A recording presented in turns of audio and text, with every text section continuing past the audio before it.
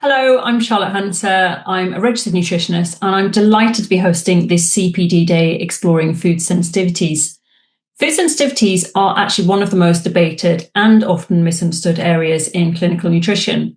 In practice, we see clients presenting with complex multi-system symptoms, including digestive issues, skin flare-ups, headaches, fatigue, and food is often part of that conversation, and for good reason. Yet the terminology alone can be confusing.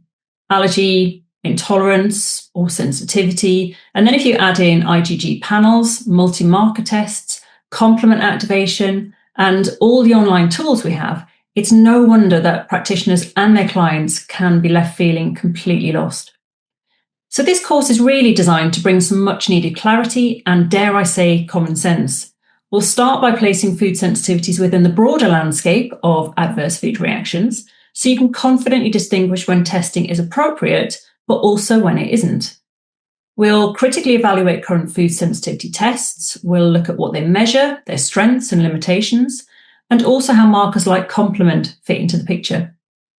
Most importantly, though, we'll connect this to the physiology, exploring immune tolerance, gut barrier function, and also the bidirectional relationship between barrier integrity and food reactivity.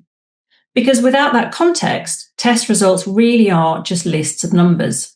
So we're all about making this as practical as possible. You'll work through a clear, structured 7-step clinical framework that will help you design personalised, phased plans that will reduce symptoms without unnecessary long-term restriction. So that at the end of the course, you'll leave with a clear, practical framework you can use immediately with your clients.